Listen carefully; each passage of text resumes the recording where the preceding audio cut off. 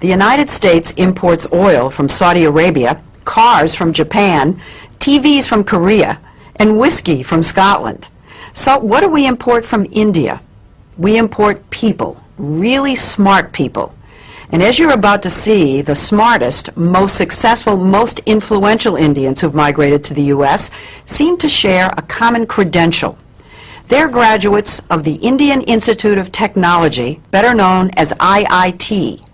Made up of 7 campuses throughout India, IIT may be the most important university you've never heard of. This is IIT Bombay. Put Harvard, MIT, and Princeton together, and you begin to get an idea of the status of this school in India. You compute the capacity of the column. IIT is dedicated to producing world-class chemical, electrical, and computer engineers. And then you plug this back in and you... With a curriculum that may be the most rigorous in the world. Getting here is the fervent dream of nearly every schoolboy. With a population of over 1 billion people in India, competition to get into the IITs is ferocious. Last year, 178,000 high school seniors took the entrance exam called the JEE. Just over 3,500 were accepted, or less than 2%. Compare that with Harvard, say, which accepts about 10% of its applicants. The IITs probably are the hardest school in the world to get into. In the whole world. To the best of my knowledge. Veena, significant would you say the impact of IIT graduates has been on the American technology revolution? It's far greater than most people realize. Microsoft, Intel, PCs, Sun Microsystems, you name it. I can't imagine a major area where Indian IIT engineers haven't played a leading role. Leading role. A leading role, and of course the American consumer and the American business in the end is the beneficiary of that. It isn't just high tech. The head of the giant consulting firm McKinsey & Company is an IIT grad.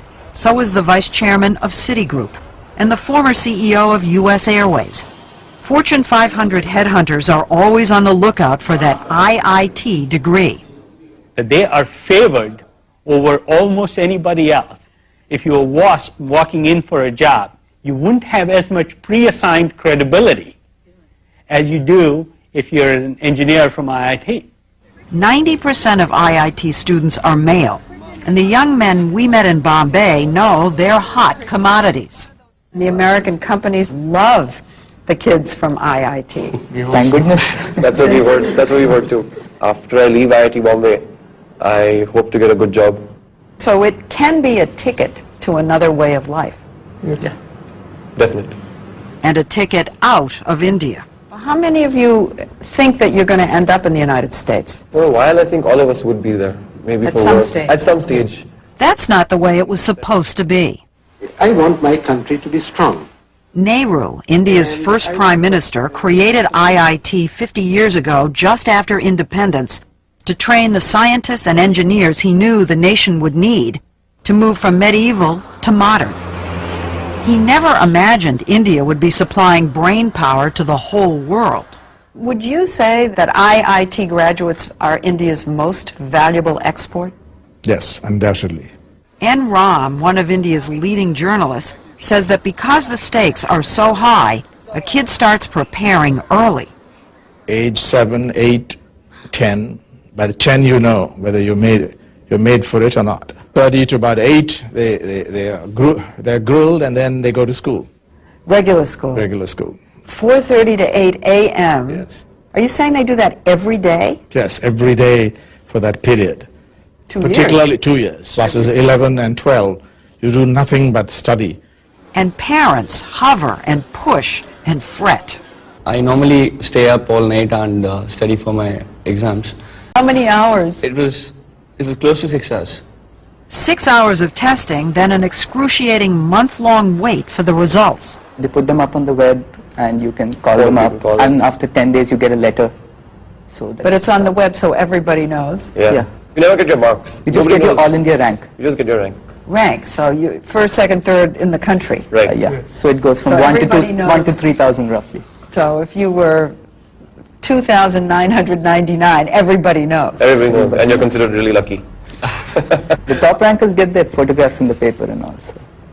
So The high ranks. the high Yeah, ranks. he's one of Of them. course. You were one of them? Yeah, somewhat, yeah. What number? I was 196. Did you get your picture in the paper? Oh, yeah. The ranking isn't just an ego trip. The top kids get to choose which campus they want and which major. It's a big deal in India. It is. Narayana Murthy, founder of the huge software company Infosys, is known as the Bill Gates of India. What about your own son? Well, my son, probably wanted to do computer science at IIT. To do computer science at IIT, you have to be in top 200. And he couldn't do that, so he went to Cornell instead. Think about that for a minute. A kid from India using an Ivy League university as a safety school. That's how smart these guys are. I do know cases where students who couldn't get into computer science at IITs, they have gotten scholarship at MIT, at Princeton, at Caltech. Yes, sure.